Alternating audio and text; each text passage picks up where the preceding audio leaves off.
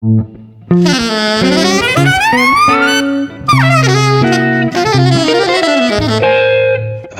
Jazz. I'll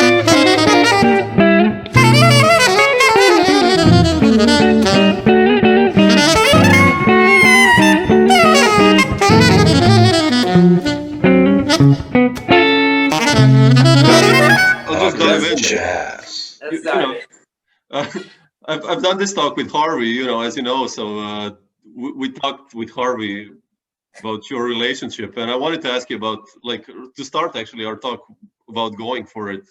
It's a burning record, and Thanks, man. 1985. Yeah. So can you tell me a little bit about it? Like how Those are, I don't know if it was 85. I think it was probably later than that, but I'm not sure if it was. I don't know if Harvie knows exactly, but anyway, it was years ago. And it was really, I used to do a lot of gigs at the 55 bar with Harvie, with other people, of course, with a whole bunch of, I've been doing it for years, with Jaco, Pastorius, this was years ago. I was kind of the first guy to, yeah. But with Jeff Andrews was actually, great bass player, was actually the first guy to play at the 55 bar in New York. And he, he asked me to join him for I had a gig there, and we played duo for a little while, and we added drums, and the drummer played chopsticks. Yeah. And brushes, and that was it. Oh, and then gradually brought sticks. It got louder. No one really complained, and one thing led to another. So it's kind of normal now. There's no real stage, really small place. I like those small places a lot, and so I was doing a lot of that, but mainly standards and kind of my own version where we would, jam a little bit and stretch out on those, and keep it really loose. And then Harvie had another gig, kind of in a similar place called the 1369 Club in Cambridge, in Boston, right out, Cambridge, Massachusetts, really near Boston, part of Boston, really. And we played there with Alan Dawson, an amazing drummer. Yeah, I love man. Of course, I knew about him, but I had never played with him. Incredible drummer. And so we got a chance to play, and it hooked up. And unbeknownst to us, there was another guy who's a really wonderful guitar player too, who taped, who recorded it on a DAT tape or something, and the quality just, sometimes you get lucky with those things. It really sounded good. Yeah, it's awesome. So Harvie rediscovered it, and then he wants to put it out under his own name because he did a little bit of editing and really had found the whole project. But it's really a guitar trio with the but the interplay and the energy and everybody stretching out. It's one of those things that that I'm really when it comes out well, I really love the way it, a certain part of my own playing and probably everybody else's on the record. It documents that in a certain type of playing, which is what. Yeah, I love how we stretch out on moment's notice and softly, and it's burning. Thanks, man. I like to stretch out on stuff, and I like everything live, even when I do records in the studio where everybody's there. I don't like to do them. It's hard to do them like you send files, not with the kind of music where I like the interplay. Sure. But when you're in a live gig, that's what it's about. So saying this, and the problem with sometimes YouTube and all that stuff is that it doesn't get recorded well. There's no editing. There's no little cleaning up little tiny things to make it sound more presentable. And a lot of times it really sounds terrible. So the quality, but in this case, this wasn't a YouTube thing. This was back before then, and the guy knew what he was doing. So it came out really good. Thanks so much for listening to it and checking it out. It's so nice to hear you play standards. I love the standards record, and you were one of the first jazz gigs that I saw in my life when I was like 16 or 17 in Austria, and wow. I bought all those records on that gig that you had there. So it's so beautiful. But you also play Bruce, your tune from Niche, right? On this one. Yeah, which was a really old record that somehow got re-released, and so somehow somebody said it was like on Spotify or something. I'm so bad with all that stuff, but somebody said it was like the latest record of mine. That I did in the early 80s, I think. 83, right, or something? Yeah. 83, yeah. So this record was definitely not this recording. I think it was in the 90s. It's the one at the 1369 Club. I'm almost sure. Oh, really? Oh, wow. Early 90s. I don't think it was 85. I think that would be a stretch. Possible, but I don't think so. But I think that's a little too early. But I did. But anyway, Niche, Bruise was on there. It was one of the things that I recorded on that Niche record, and then everything else is standards. You know, so we did Windows, right? Yeah, we did, like Someone in Love. Yeah, like Someone in Love. All those kinds. Yeah. And you just like selected the tunes on stage, like, or did you like, or you just called them? No, we didn't rehearse. We just hit. And I guess Harvie. I mean, he's such a fantastic. You know, he's got so much under his belt. You know, in terms of his playing, and he's just been doing stuff for so long with different great players. You know, and I guess he had played with Alan some, and he said it's going to be swinging great, and it sure was. And then when we kind of rocked a little bit, Alan was right there, you know, with us. Yeah. Alan is amazing. Like there's some footage of him with Sonny Rollins and stuff. It's amazing, man. It's killing. I saw that. I mean, what a great drummer, man. Such a monster. And a phenomenal teacher, and one of the nicest cats in the world. But I mean, every drummer, I think, knows that book that he, a couple of books that he had. You know, it's kind of a Bible among a lot of those guys, from what I understand. But at least it used to be. It probably still is. But he was a phenomenal player. As well. Such an amazing player. Yeah. Yeah. Yeah. Well, Mike, I have so many questions otherwise. But by the way, what record label is that on? It's High Note. Is that what it is? It's Savant High Note, I think. Yeah. Savant High Note. Yeah. Yeah, which is beautiful that it's out there. So nice to hear that. Yeah. Yeah, man. You're preparing something new, also speaking of new records, or? Yes, I'm doing a new, I'm writing all the time. So I got a bunch of tunes, and I don't know, nowadays you do a record, usually kind of one at a time with a record company, maybe two. Yeah. And so I'm thinking about I did a bunch for Concord Records and was there for a while. And so my contract went up, and I think I'm going to probably do something with, there's a couple people definitely interested. And I like the fact that some people are really interested in terms of, so if they really are interested, then I want to go with them, because you'll get a lot of love from somebody like that. Yeah, sure, definitely. I think Shawnee Records, that guy, he's a real music lover. Danny Weiss is, I think his name is. I haven't talked to him yet, but my manager knows him. Oh, that's beautiful. And so, I'm definitely going to do another record. So hopefully this year or very early next year. Oh, wow. Beautiful. But probably how are you writing? Like during the COVID, you wrote, like, what's your process usually when you write? Like how do you do it with a guitar, or? That's a question. Yeah, usually with the guitar. And it's I think however you can write. The thing that held me back was I get very self-critical and kind of insecure about stuff, and and think I can't this doesn't sound good, and I'll throw away the first part after I'm trying to look for the bridge. And so I had some great teachers along the way, and one specifically really somehow I was in the right place in my life to listen to what he was saying, and he said, just finish what you do. Don't judge it. Yeah. You judge it later. You can write a second, third, fourth draft. You can tweak it later. You can throw it away later, but finish it. Yeah. And you won't learn, and try to play it with other people and see what they think.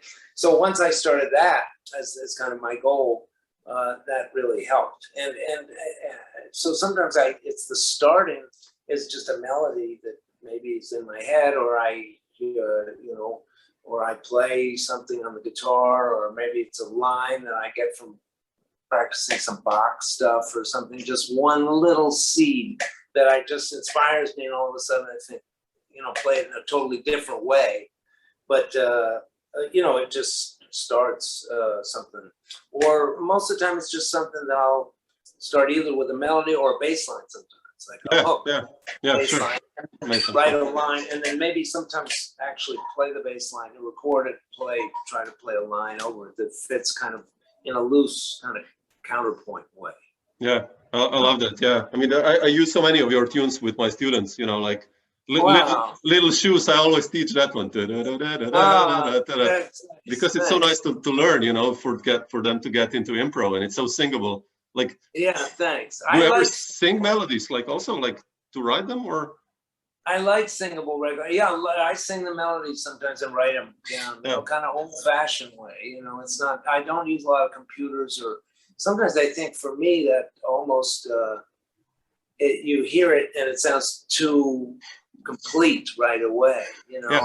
And I'd rather like have it evolve because things kind of change as you go, and at least get to a certain point where it's really close or complete, you know, and then tweak after that. That's just my process. So, but sometimes when I'm you know, trying to write a melody, I'll either sing it or play it, or both at the same time.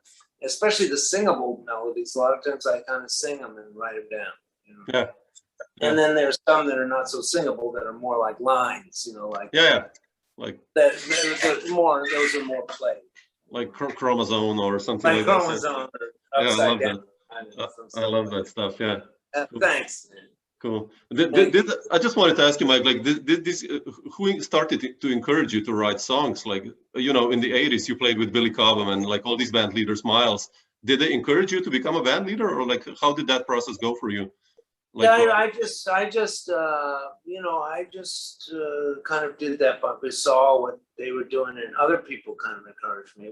Atlantic, there was a guy that had just come to Atlantic Records, and he was looking for some new people to sign, and because I had played with Miles, a couple people suggested to call me, and he called me and actually kind of, I was scared to do a record, and he kind of asked me to do a record, you know, and to sign a record contract. So I said, finally, I'm going to do it. My wife, Lainey, had already made a record of her own, and she did so well. She was really scared too about it, but she did it, and it came out beautifully with Paul Motion is on it. That was her first record, and Harvie was on that too. Harvie, that's a nice record, So I had, and then the first record I did was that niche record. I was still playing with Miles, and I did that. And then the second one, I came back to Miles, took some time off. I was playing with Jaco, and then I needed to kind of clean up because that's a classic, Upside Downside, right? Yeah.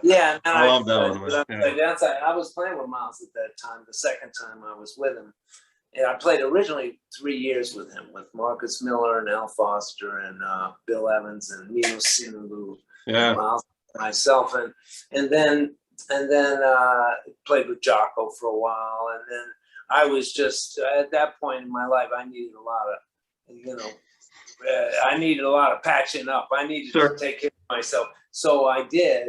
And then when I got clean, Miles called me back, and then I played with him for close to another 9 or 10 months. And during that time, I did Upside Downside. He wanted to play some of those tunes, and then really, and then we're getting ready to do it. You know, he said, put it on a sequence, and play, you know, that kind of thing. But we were getting ready to do it, and then finally, I just realized it was time for me to leave Miles. You know, it was just I had done it enough. And so we had a little squabble one night, and then that was it. I didn't want to do it anymore. It was just we left as really good friends at the end. You know, we left on a good vibe. But and I was so appreciative of him, man. I mean, I can believe so. So much. I was crazy in those days, and he really hung on to me, man. He let me stay in the band, and way more than I would have tolerated anybody else. You know, because he was trying to get sober, and I was totally out to lunch. And so he still kept me. So that must have been hard for him. The more, you know, when I learned how hard that was, when I got sober myself, and have somebody showing up fucked up on the bandstand. Yeah, that's heavy, man. Yeah. That's hard, and so I have a lot of respect for how he treated me. It was really, really hung in there with me. And he tried to get me sober. He actually was going to pay for a rehab. Really? Oh, man. Wow. And when Miles Davis, first of all, tells you got a problem, you got a Jones. Yeah. And the other, I was really out. It was bad. But just the fact that he was going to try to do that, he called me up and he said, "I'm worried about you," and that kind of thing. People don't think of Miles like that, but he was very much like that. He had a real sweet side to him. Yeah, I can believe that. Yeah. And funny also. This funny guy, man. Unbelievably funny. One time I was at his house in Malibu. I've told this story a couple of times, but I gotten sober and he wanted me to play on something. This is right before we were going to go on the road. The second time he hired me back. So I went to his house in Malibu in California, and I was, he said, "Okay, he cooked dinner, really good chicken with a lot of Tabasco sauce, real hot chicken. It's really good. Okay, time." He used to call me. At that point, I lost a lot of weight, so he said, "Okay, no more time." And he said he was going to call me Fat Time. I mean, he used to call me Fat Time. Yeah. I like the song. Yeah.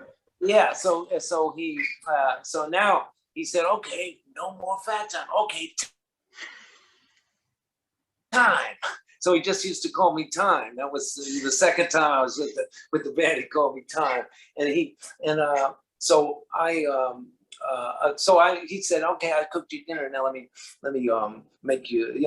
Let's do the dishes. You do the dishes." So I put them in the dishwasher. Something was wrong with the dishwasher. Either that or I fucked it up somehow. I put too much soap.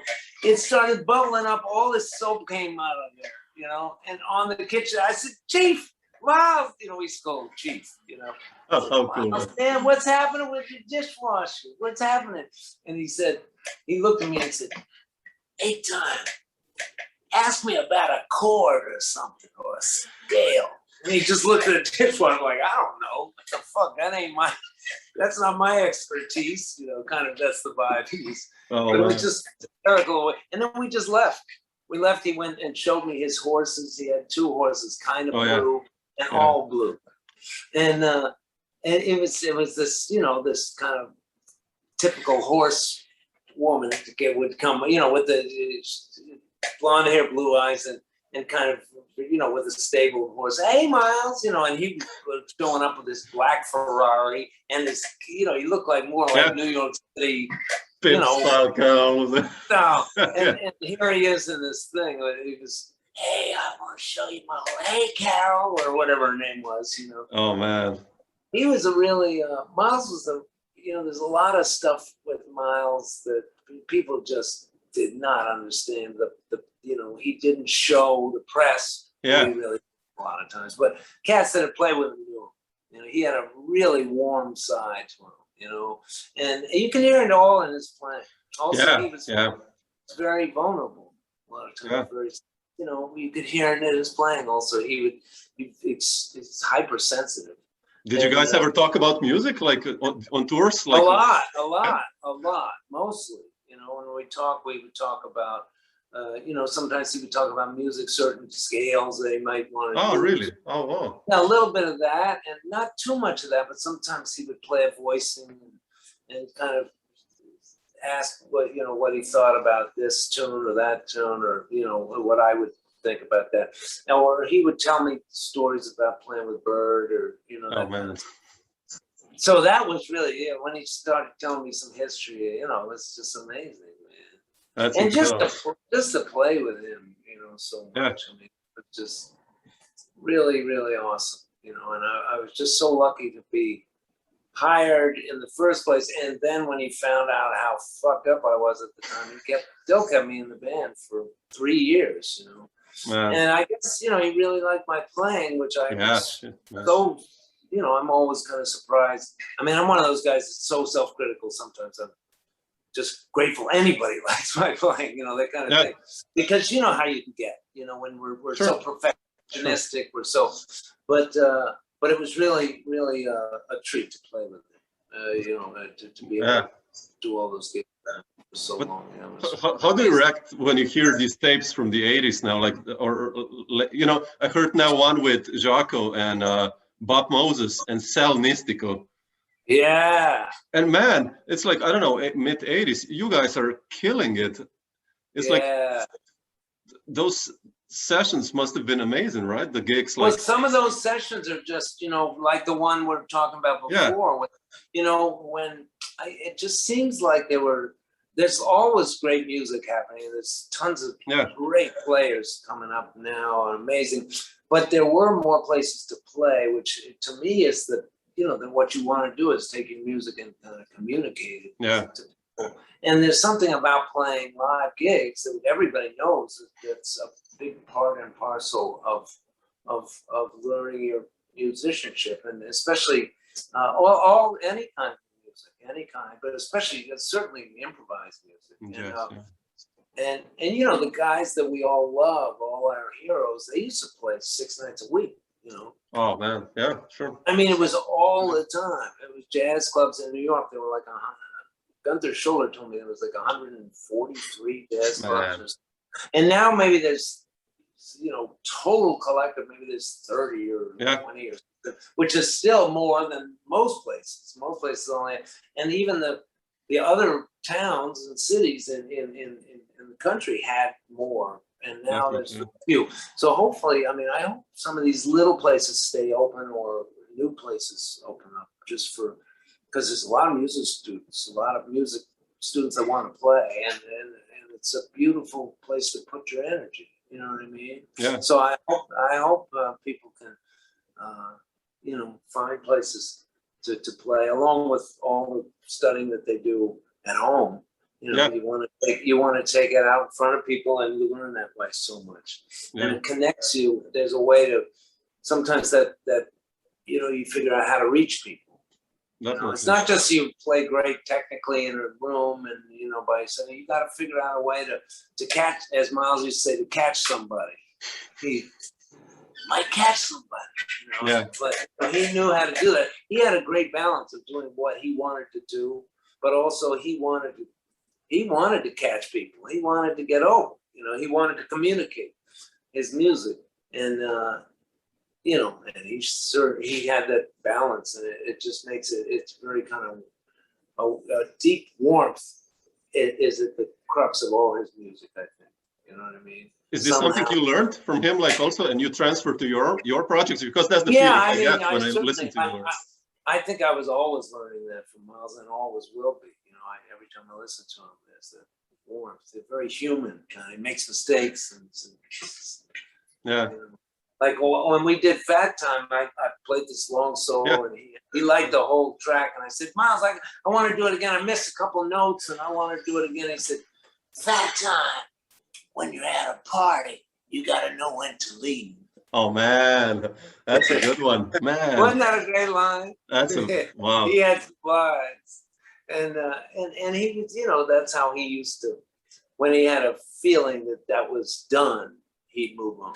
Yeah. You know, and that was a good track, and he knew it was happening. So he was right. You know, if we'd done it again, maybe we'd clean it up a little, but it wouldn't have that. The spirit would be gone. Yeah, incredible, man. It's like, can I ask you just one thing, Mike? Like, I listened today. I have one record of Loose Solid, which is with you and Elvin. And, yesterday's. Yesterday's, and it's burning. And I wanted to ask you, how did that happen? Because I never, with Elvin, you played. That was the only time, or did you play more with Elvin? Like. Never play. I was supposed to play more, and then I started getting busy with the band with Bob Berg that we had, and so we were on the road a lot. And Elvin wanted to do some stuff. I was so honored that he wanted to play with me after that. But Lou and I used to jam together all the time. He'd come to really? and sit in. An amazing player. Lou, I love Lou. Yeah. And he had that project with Charnette Moffett. Had just been playing with Tony. So that was a little strange because Charnette comes from, you know, Tony was more on top of the beat, and Elvin's kind of in the middle or behind, and both of them were phenomenal drummers. But when Lou called me up and said, I'm doing this recording. I want you to be on it. So we did it, and Elvin really dug it too. portion of the tongue was more, he dug it like, and smiling and got into it. It was true. Guitar, and you play with authority. He said, authority. Man. And I and he was a guitar player, but the kind of guitar he liked Muddy Waters, and he liked those kind of Chicago blues is what he liked. He could play guitar, but he loved that. You can hear it in his music. Yeah, sure. You can hear the blues in Miles' music for sure. It's everywhere. Even if it's more spacey music, there's blues in there for sure. Yeah. And so that was I think that's almost the stuff that whatever that is, it's not necessarily 12-bar blues. I don't mean that. I mean just that feeling is the stuff that kind of connects a whole bunch of music. I feel like there's always some kind of blues something in most of the tunes I write in some ways, even if they're kind of more on a happy side or a kind of a more, just that kind of stuff is always in there. My wife does a lot of quote unquote world music, I love her records. I have her records. Yeah, and there's tons of blues in she plays the ngoni, which is a Malian instrument that's been around forever.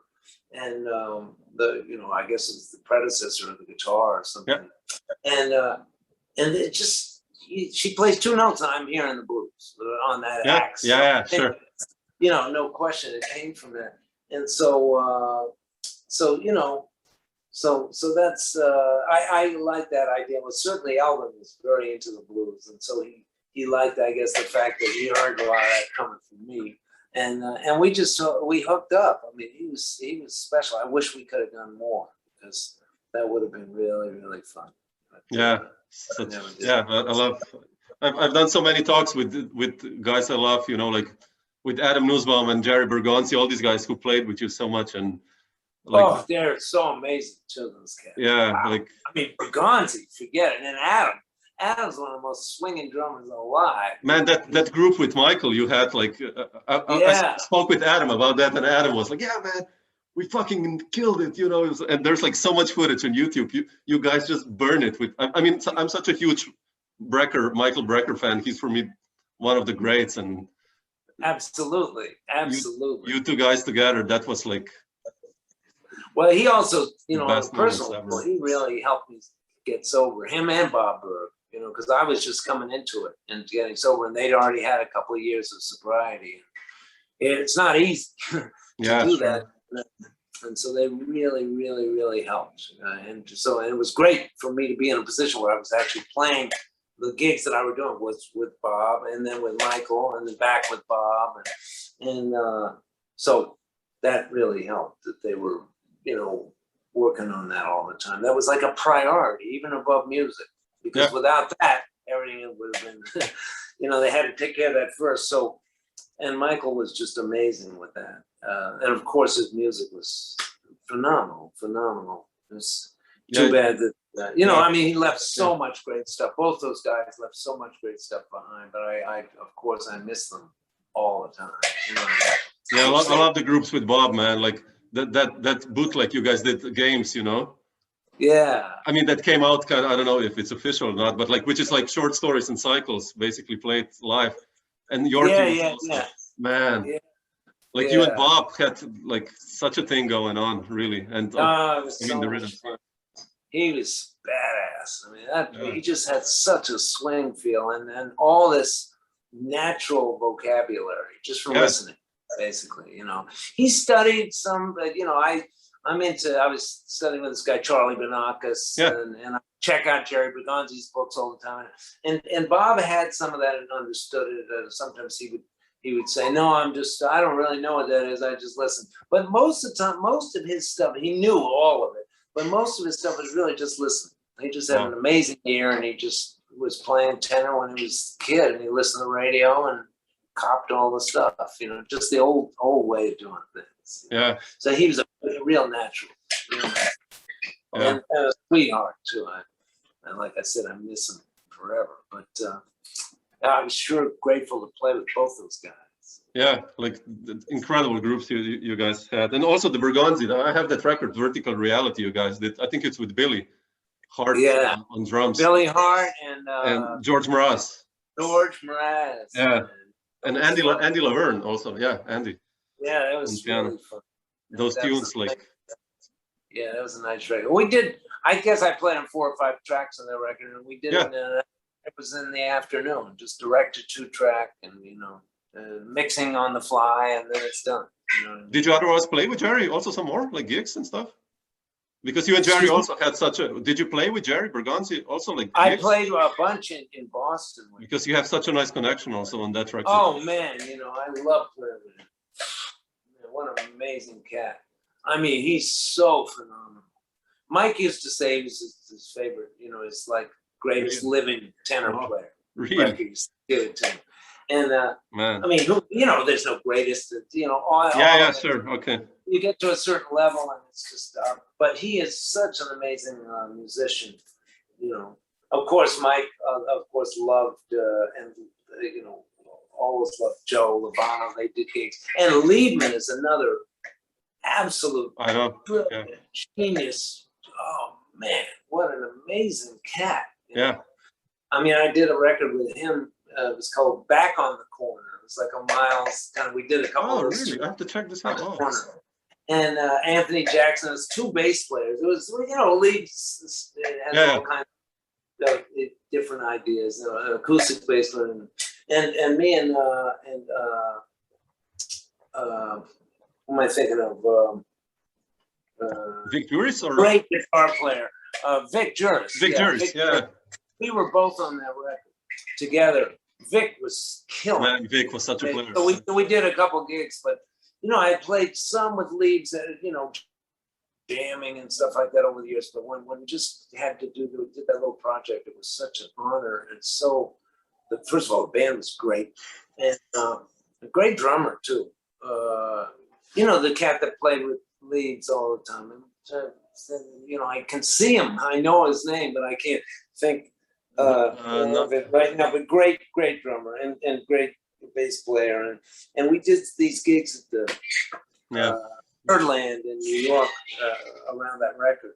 And Vic was just killing. He'd been playing with Leaves for a long time. Yeah, he was playing Vic amazing. And Liebman is just. Man, it's just the extent of the knowledge and the ability to play it and write it, and all the stuff he does is so extraordinary. So I've been lucky, man. My ass has been kicked by all those guys in a good way. Really, really inspired by all those opportunities. And I've been lucky, so I sure appreciate it. Yeah, cool. Yeah. Well, Mike, I will not take then too much of your time. I mean. Thanks so much for sharing some of these thoughts. I mean, you're one of my heroes. I like transcribed, I think, every solo from this one. Wow, man. Thank you, bro. When I started studying and, like all the lines. Harvie says you play your ass off. We got to play sometime. No, I'm not good enough. It'd be fun to look, man. I'm into it. I like to play all the time. So where are you now? I'm in Maribor in Slovenia. Wow, cool. So when next time I play there, I played there a couple times, and or if you're in New York, we'll hook up. Man. Oh, you got super. my number, and we'll stay in touch. Great, Mike. Thank you. Stay strong. If you're in Europe, I'll definitely catch you live. So I'll. We'll grab you by shirt, say hello, and we'll jam before the gig. Cool. All right, bro. Mike. Thanks. All the best. Ciao.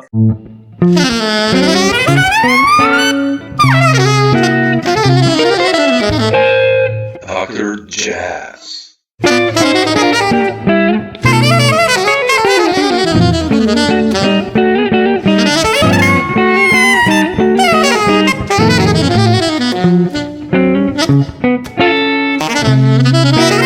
Dr. Jazz.